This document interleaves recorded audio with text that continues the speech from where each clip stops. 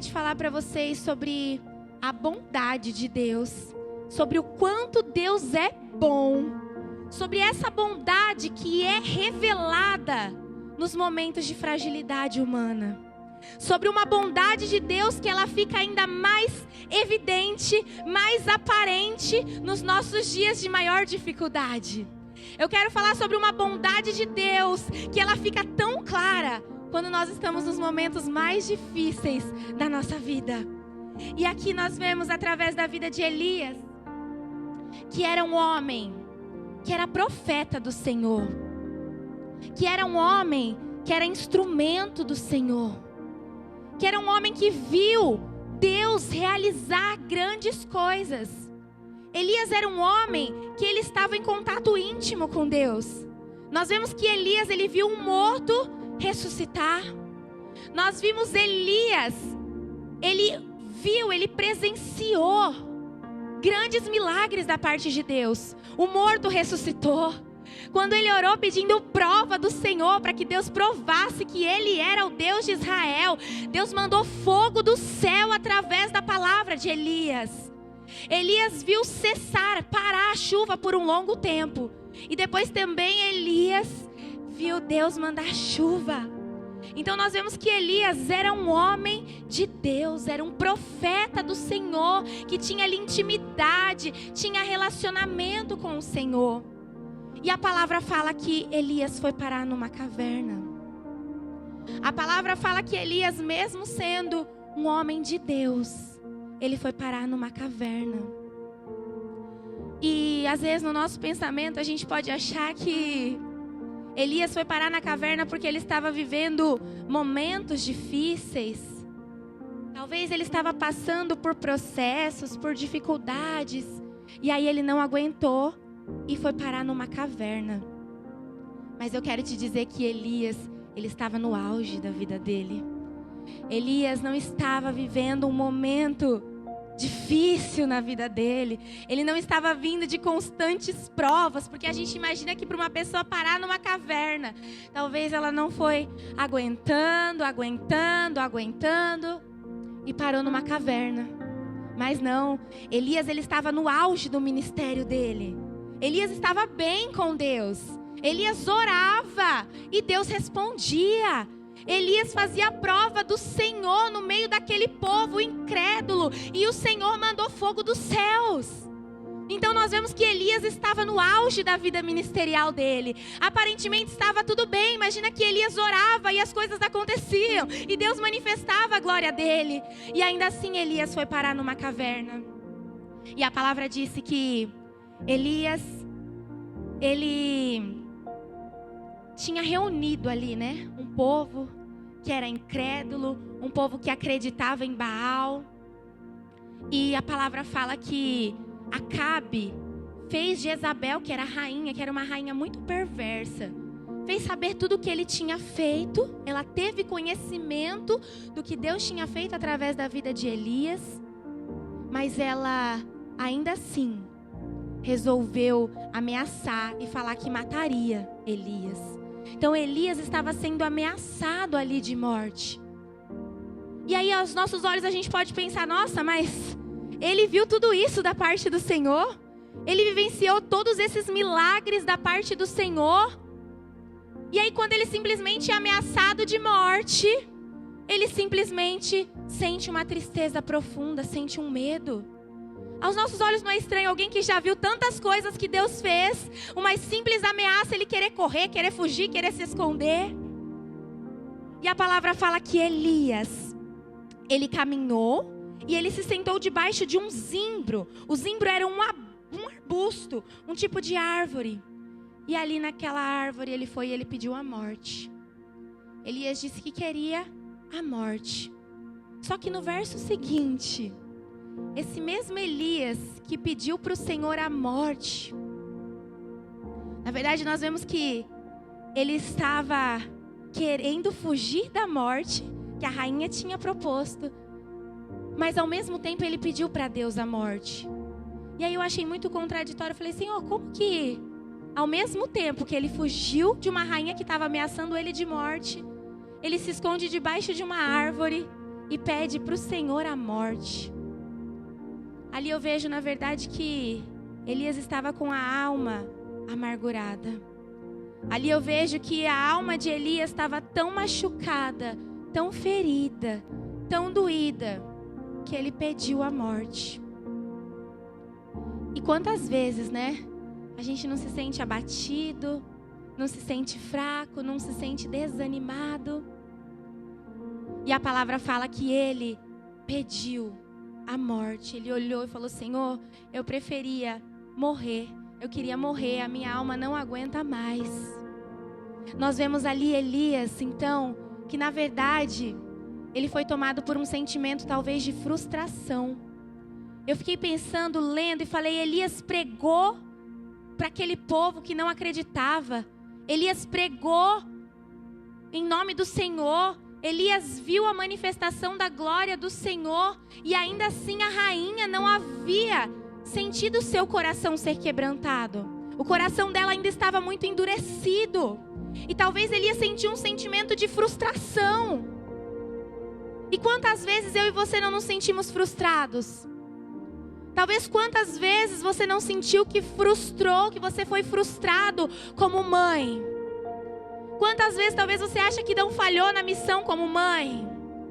Ou às vezes que você falhou na missão como esposa? Quantas vezes talvez você não tenha se sentido frustrado na sua vida ministerial?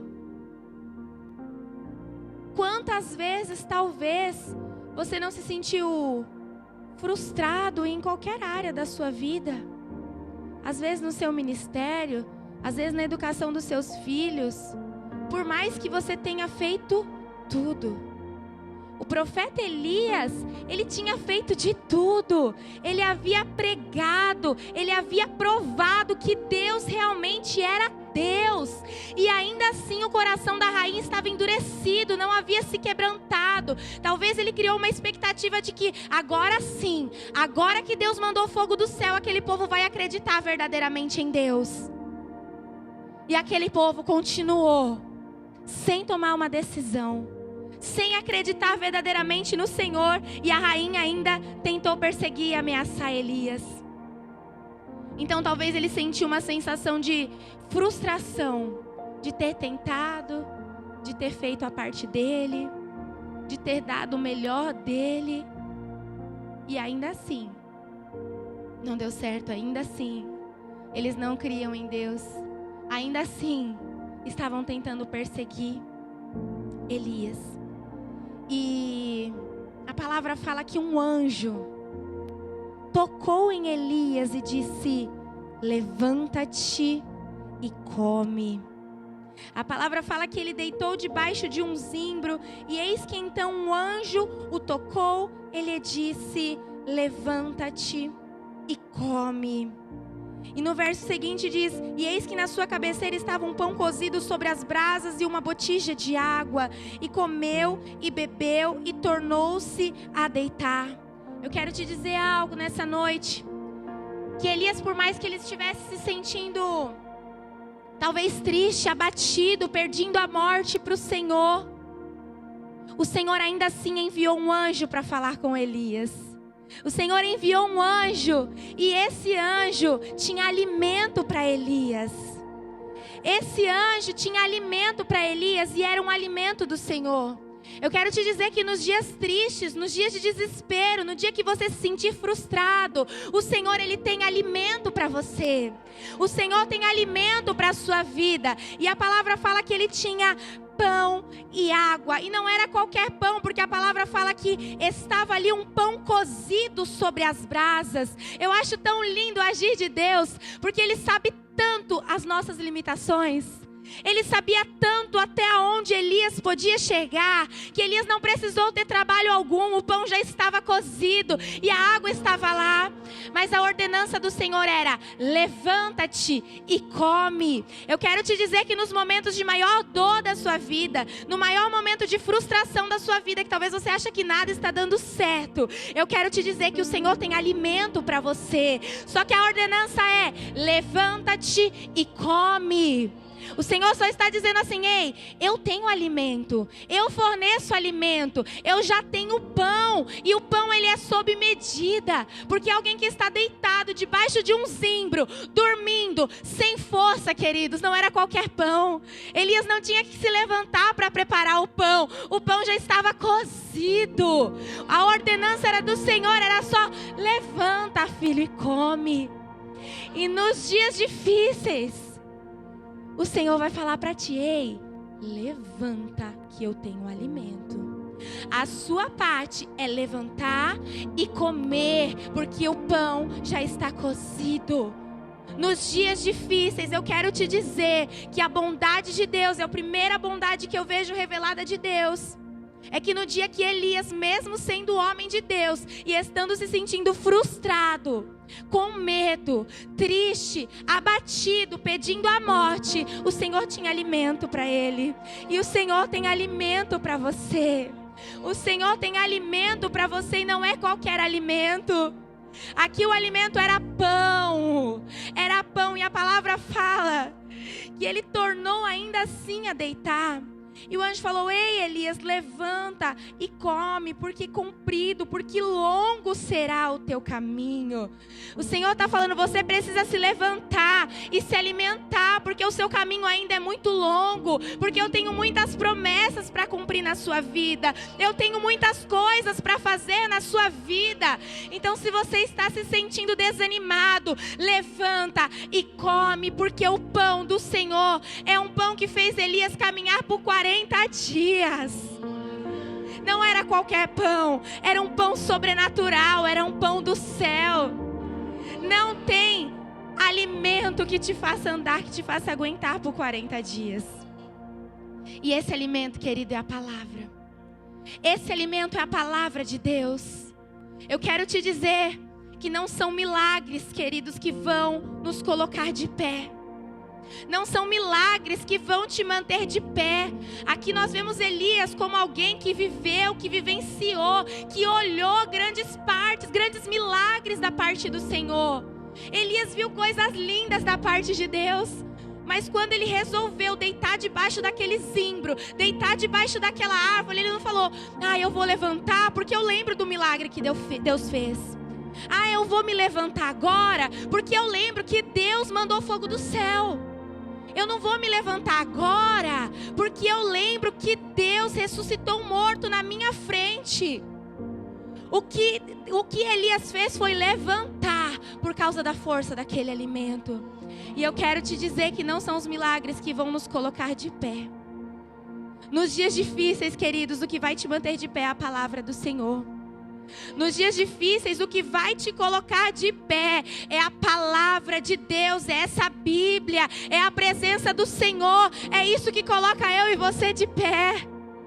Nos dias de dor, a dor é tão grande que você não vai ficar lembrando do que Deus fez, do milagre que Deus fez lá atrás. Porque sabe qual é a intenção do inimigo?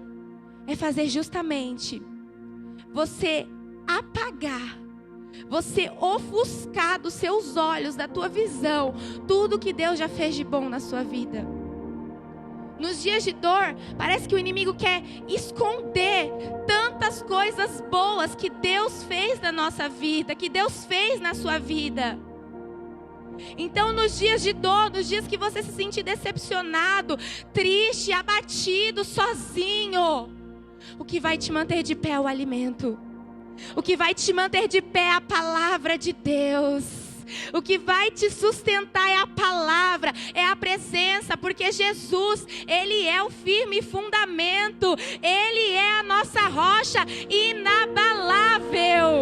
Elias, em nenhum momento ele se lembrou: nossa, eu já vi tantos milagres de Deus, por isso eu vou me colocar de pé.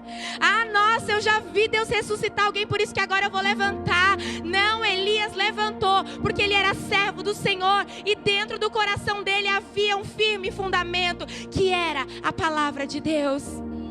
E o pão que Jesus nos dá, o pão que Deus te dá, a palavra que Ele te dá, a promessa que Ele já liberou para a sua vida através dessa palavra, que vai te sustentar, que vai te colocar de pé. pé nos dias difíceis.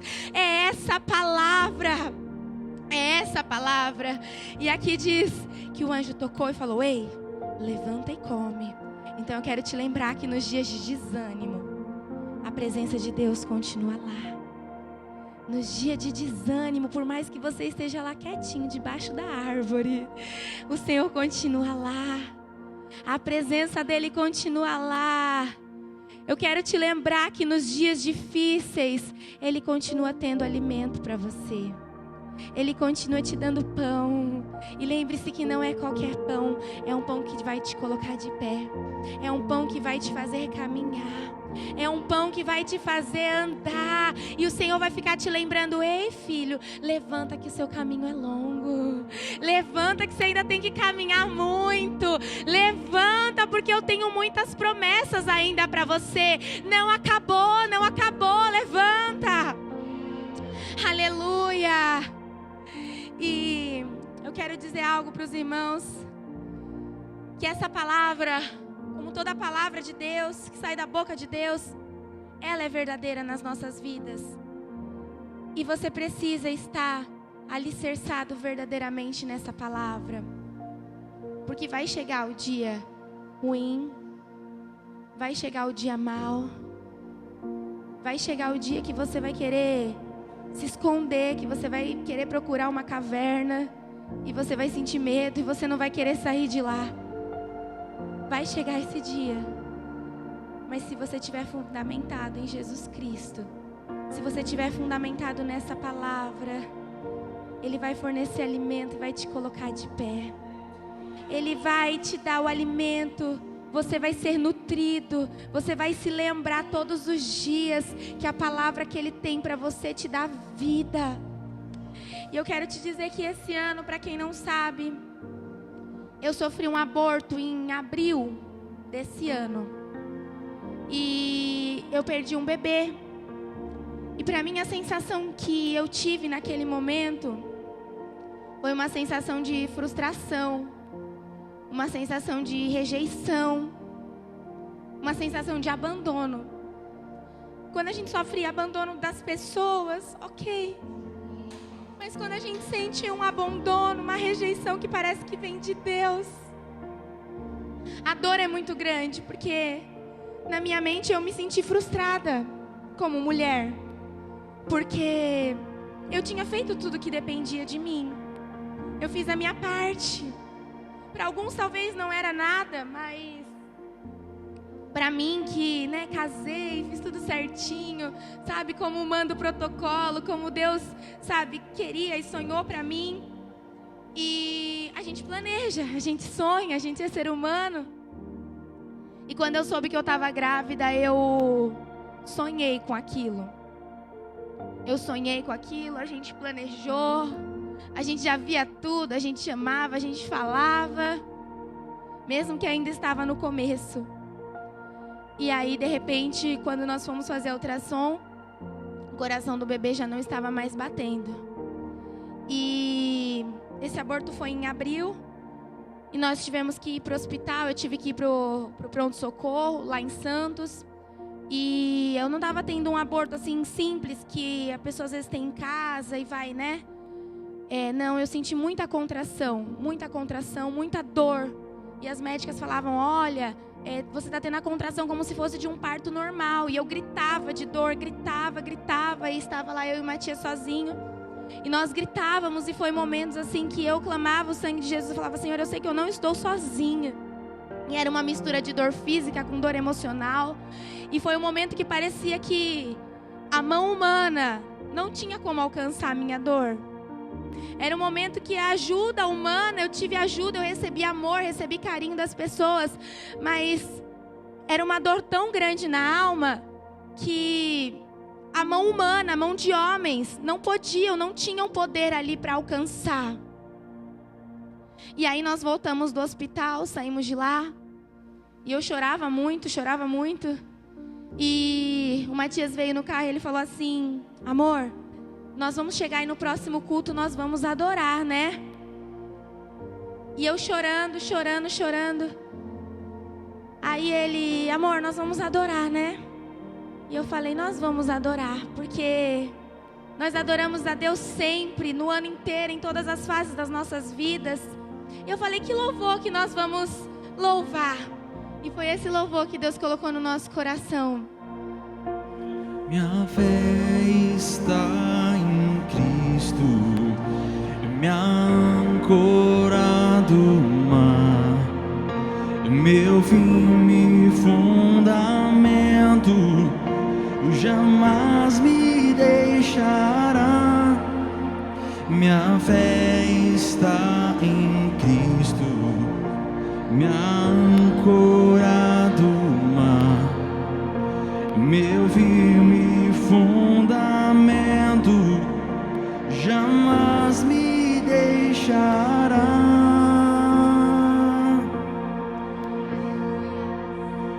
Aleluias. E a gente veio pronto mesmo para confundir o inimigo. Porque como que alguém acaba de perder o bebê e talvez sente a dor, maior dor que eu tive na minha vida. E a gente teve força para declarar que a minha fé estava em Jesus Cristo, que Ele era a minha âncora no mar, que Ele era o meu firme fundamento. E eu declarava, sei que Tu és fiel a mim.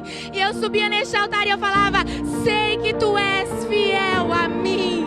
Eu sei que o Senhor continua sendo fiel a mim, a nós, a nossa casa, porque a fidelidade de Deus não está relacionada àquilo que Ele me dá.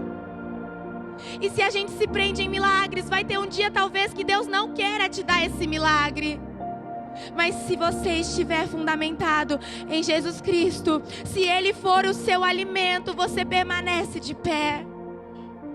Você permanece de pé. Então nos dias difíceis, lembre-se que Ele é o seu firme fundamento. E adore ao Senhor, não importa as circunstâncias. É difícil? É. Parece que os nossos lábios eles querem se fechar. Mas eu falei, quantas vezes o ano inteiro nós declaramos, eu sei que Tu és fiel. Enquanto tiver fôlego em mim, eu vou Te adorar. Eu Te adoro pelo que o Senhor é, não pelo que o Senhor me dá. E chega um momento de nós realmente adorarmos o Senhor por quem Ele é. E eu quero te dizer que nós viemos para o culto, adoramos. E eu passei dias difíceis, eu chorei muito na minha casa. Orei muito, mas todos os dias o Senhor falava, ei, eu tenho alimento para você, filha, se levanta. Levanta que eu tenho alimento para você. E eu comecei a buscar o Senhor incessantemente, porque eu falava, Senhor, eu preciso Te sentir. Senhor, eu preciso sentir o Teu toque. Senhor, eu preciso ouvir o Senhor falar comigo. Senhor, eu preciso do Senhor, porque eu suporto qualquer coisa, mas sem a Tua presença eu não vou suportar. Eu preciso do Senhor, eu preciso que o Senhor derrame da Tua alegria sobre mim. E eu quero te dizer que Deus ouve essa oração, porque Deus, Ele vê o meu e o seu sofrimento. Deus, Ele vê o nosso sofrimento. E talvez eu entrava aqui a cada culto pedindo, Deus, usa alguém para falar comigo. Sabe, Deus, manda um profeta para falar comigo. Deus, que alguém venha e pôr as mãos na minha cabeça e falar algo que eu gostaria de ouvir. E não tinha ninguém, porque aquele era o momento que Deus queria me dar crescimento. Aquele era o momento que Deus queria que eu me aprofundasse nele, que eu buscasse revelações dele, que eu conhecesse um Deus que eu ainda não conhecia. Porque nos dias de mais dificuldade, nos dias mais difíceis da sua vida, se você buscar, você vai conhecer uma bondade de Deus que você ainda não conheceu em dias normais. Você vai ver as próprias mãos do Senhor vindo sobre você e arrancar a sua dor com as mãos. Você vai ver o Senhor responder a sua oração. Porque é um momento em que Deus quer te fazer crescer. Ele quer te levar mais fundo. E aí enquanto eu orava, eu lembro, eu até marquei, porque eu não ia lembrar, eu sabia disso.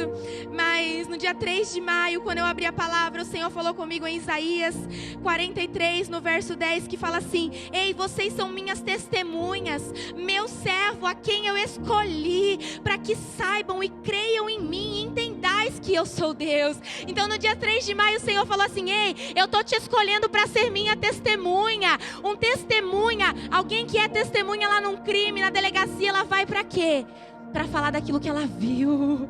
E o Senhor estava falando: ei, você é minha testemunha. Eu quero te dizer nessa noite, você é testemunha do Senhor. Então Ele está te levando para ver coisas que é para você declarar o amor dEle, que é para você manifestar a glória dEle para onde você passar. No dia 5 de maio, o Senhor falou lá em Salmo 112: seus descendentes serão poderosos na terra. E eu falava: Senhor, mas que loucura, eu acabo de perder um bebê e o Senhor me fala que meus descendentes serão poderosos na terra. Era o Senhor que continua falando no dia difícil. É o Senhor que continua reforçando a promessa para você no dia da dor. E no dia 6 de maio o Senhor falou lá em 2 Samuel 23 que Ele me concederia tudo quanto eu havia sonhado. Então, se Deus não existe, se Deus não é Deus, eu não sei mais. Porque nos dias de dor, nos dias que talvez não teve ali um profeta, alguém que veio e colocou as mãos sobre mim, alguém que profetizou algo sobre a minha vida, quando eu abri essa Bíblia na minha casa, enquanto eu orava sozinha, o próprio Deus veio e manifestou a tua glória e me lembrou: ei, você é minha testemunha. Um testemunho só fala daquilo que ele vê, daquilo que ele presencia. E ainda assim eu continuei em oração. E no 14º dia, nós estávamos aqui numa quarta-feira, depois do culto, e nós estávamos fazendo a nossa oração. Eu já estava um pouco mais aliviada, mas ainda muito triste. E eu coloquei as mãos sobre a caixinha de oração. E eu esqueci que ali também eu havia colocado o meu pedido. E eu estava orando talvez pelos outros. E ali enquanto eu orava, eu comecei a falar com o Senhor. E eu falei: Senhor, eu só queria que o Senhor tirasse a minha tristeza. Foram as duas coisas que eu pedi para Deus. Que Ele removesse de mim a minha dor. Que Ele removesse da minha alma a minha dor, a minha tristeza. E que eu não sentisse mais medo. Que o dia que fosse para eu tentar novamente, que eu não tivesse medo. Falei: Senhor, eu não quero ter medo, porque medo não provém do Senhor. Então eu não aceito medo para a minha vida, me ajuda. Eu só quero que o Senhor derrame um bálsamo de alegria em mim, que eu não tenha mais medo.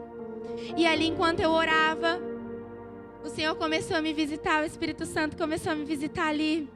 E eu fui renovada em línguas. Enquanto eu orava, o Senhor foi me renovando, me renovando. Enquanto eu falava: Senhor, me tira toda a tristeza, eu quero a alegria do Senhor. E o Espírito Santo me visitou de uma forma diferente, que era um riso que vinha de dentro de mim, que parecia que eu estava dando gargalhada. E eu tentava fazer assim com a mão, porque eu não sabia quem estava vendo, se tinha irmão, se não tinha. E eu comecei a falar em outras línguas. E eu fechava assim, ó, porque eu estava dando gargalhada, era uma alegria, era uma risada. E eu falava: Senhor, de onde está vindo isso? E eu sei que os irmãos foram embora, a igreja ficou vazia. E eu aqui, o Espírito Santo falando comigo. E daquele dia que Ele colocou as mãos e que Ele tirou a dor, queridos, eu nunca mais consegui orar falando assim: Senhor, me tira o medo. Eu ia falar e eu não conseguia, meus lábios se fechavam. Então eu já tinha entendido que o Senhor realmente tinha removido todo o meu medo. Todo o meu medo não ficou mais de pé diante do Senhor. E daquele dia em diante eu não senti mais aquela tristeza na alma que eu estava sentindo. Eu realmente me alegrei e descansei no Senhor. E eu queria contar esse testemunho não para provar alguma coisa ou falar que eu sou forte, não, porque eu sou muito fraca. Mas eu quero te dizer que existem dias que nós somos frágeis. Elias era um homem de Deus, mas ele tinha uma fragilidade humana nele. E eu e você também temos nossas fragilidades. Tem o dia mau, o dia que a gente se sente fraco e tá tudo bem. Mas tem um Deus que cuida de nós, que fala conosco, que nos restaura. Então se lembre no dia da dor que Ele tem pão, que Ele tem alimento. E aqui nós vemos que, ainda assim, depois que ele caminhou, a palavra fala que Elias entrou numa caverna. Caverna, queridos, é lugar onde não tem luz natural. Caverna é um lugar de solidão. Quem está numa caverna não gosta de conversar com os outros, não gosta de dialogar com os outros. Quem está numa caverna não gosta de estar na escola, não gosta de se relacionar com as pessoas. Caverna é lugar de inatividade. É lugar onde a pessoa não trabalha, onde a pessoa não se levanta. É um lugar onde a pessoa não recebe luz natural. Caverna é lugar de escuridão. E Elias entrou nessa caverna. E aqui mais uma vez eu quero te mostrar a bondade de Deus. Porque o Senhor, Ele não brigou com Elias, não puniu Elias. Ele falou: "Que fazes aqui, Elias?" Olha que jeito carinhoso. Era como se o Senhor estivesse dizendo: "Elias, aqui não é o seu lugar. O que você está fazendo aqui, Elias? O que fazes nessa caverna?" E eu te pergunto nessa noite: o que você está fazendo nessa caverna? O que você está fazendo nesse lugar de tristeza, de inatividade? O que você está fazendo nesse lugar em que você não tem forças para fazer nada para Deus? Não tem força para se mexer na sua vida espiritual, ministerial? O que fazes aqui, Elias? Eu quero te dizer que na caverna o Senhor também fala contigo. Eu quero te dizer que na caverna o Senhor ainda te chama. E Ele nos chama de um modo pessoal, de um modo único. Olha que lindo, Ele falou: "Que fazes aqui, Elias?" Ele está chamando Elias pelo nome. É de uma forma pessoal, de uma forma carinhosa. E é assim que o Senhor nos trata. Por mais que você seja fraco, por mais que você esteja deficiente, essa não é a sua situação. Você não pode jamais falar: "Eu sou triste, eu tenho isso." Não, isso é uma fase momentânea. Esse não é o seu lugar. E aqui nós vemos que na caverna Ele fala conosco, fala de um modo pessoal. E talvez Elias esperou uma resposta diferente de Deus, né? Talvez Elias esperou que Deus se manifestasse de outro jeito. E o Senhor vem e fala para Elias de novo: "Que fazes aqui, Elias?" Quando o Senhor perguntou a primeira vez: "Que fazes aqui, Elias?", nós vemos que Elias apresentou um monte de justificativas para Deus. Nossa, Elias começou a falar assim para Deus: "Ai, Deus, tenho sido muito zeloso pelo Senhor dos exércitos, porque os filhos de Israel deixaram teu concerto, derribaram os teus altares, mataram os profetas, e eu fiquei só." Tadinho de Elias. Quantas vezes eu e você nos colocamos nessa posição de coitados? Entramos numa caverna e achamos que Deus vai vir passar a mão na nossa cabeça. Entramos numa situação de tristeza, de desânimo espiritual, não queremos fazer nada para Deus e achamos que Deus vai vir passar a mão na nossa cabecinha. Ou que o pastor é obrigado a ir passar a mão na sua cabecinha e te mimar. Não, olha que engraçado. Ele fala: "Que fazes aqui, Elias?" Elias dá um monte de justificativa. Talvez ele espere uma resposta diferente do Senhor. E o Senhor vem de novo e fala: "Que fazes aqui, Elias?" O Senhor continua falando: "O que você está fazendo aqui? As suas justificativas para mim não importam. Eu quero continuar o propósito que eu tenho na sua vida. Eu quero continuar o que eu tenho para você, ainda que você esteja fraco." Então eu quero te dizer que aqui na caverna o Senhor também revela a bondade dele, nos chamando, falando conosco e também nos restaurando. Porque o Senhor, através dessa frase de amor, Ele lembrou Elias que ainda havia um propósito. Por mais que ele tivesse a fragilidade, a fraqueza dele, Ele lembrou que ele tinha um propósito. E é tão verdade isso que mesmo Elias, nesse momento fraco, o Senhor ouve ele, o Senhor pergunta novamente: "Que fazes, Elias?" E aí o Senhor fala: "Vai, volta pelo teu caminho." Aí fala: "Unge o rei da Síria, unge o rei de Israel e unge o profeta em teu lugar." Aqui eu vejo que mesmo Elias sendo fraco, estando fraco, Deus ainda usou, Deus o restaurou. E Deus falou: "Ei, eu quero te usar mesmo assim. Então sai daí, porque o meu propósito é além das tuas limitações. O propósito que eu tenho contigo é além das tuas fraquezas, das suas debilidades. Eu não me importo que você é pequeno, que você está fraco, que você está caído, porque eu sou o Deus que te restauro." E talvez ali num dia que a gente está abatido, a gente fala: "Senhor, olha, me deixa aqui. Eu não quero hoje nem dar um abraço, eu não quero nem sorrir por mão. Me deixa aqui quieto." O Senhor fala: "Levanta que você vai ungir aquele, você vai ungir aquele, você vai abraçar aquele, você vai tocar naquele." Porque é o Deus que nos restaura, mesmo quando nós estamos debilitados. Então eu quero te dizer uma coisa: quando você se sentir triste, lembre-se de uma bondade que pode se revelar. Eu conheci uma bondade de Deus que eu não conhecia. Eu conheci verdadeiramente um Deus que entrou na minha dor e arrancou com as mãos. Eu conheci um Deus que eu pedi alegria, o Espírito Santo me deu uma alegria que eu não conseguia parar de rir. Não foi uma alegria momentânea, porque depois daquele dia, quando me perguntavam do que eu tinha passado, eu falo: já valeu a pena. Já valeu a pena, porque eu conheci um Deus que eu ainda não tinha conhecido. Já valeu a pena eu ter perdido um filho, porque eu vi Deus falar comigo como Ele ainda não tinha falado. Já valeu a pena, porque o Senhor me visitou de uma forma que Ele ainda não tinha me visitado. Então eu só conseguia responder: valeu a pena. Valeu a pena. E eu continuo dizendo: valeu a pena. E nesses dias eu desejo para você, talvez se você esteja passando por alguma fase difícil, peça para Deus: Deus, eu quero ver a tua bondade também nesses dias difíceis. Eu quero ver essa bondade de um Deus que me dá alimento, que me dá pão e que me faz caminhar mesmo estando doendo. Eu quero conhecer a bondade de um Deus que me chama e que me usa mesmo eu me sentindo um pó, um caco. Eu quero conhecer, Deus, essa bondade. Revela essa bondade. E se você pedir isso, você vai ver uma bondade sendo revelada.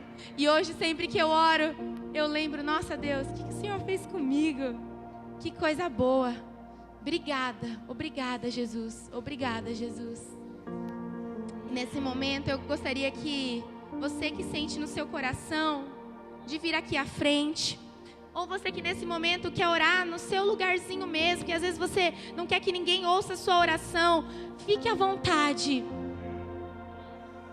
Fique à vontade, mas que você possa dobrar o seu joelho e você possa começar a falar com o Senhor: Pai, talvez eu esteja me sentindo debilitada em alguma área da minha vida.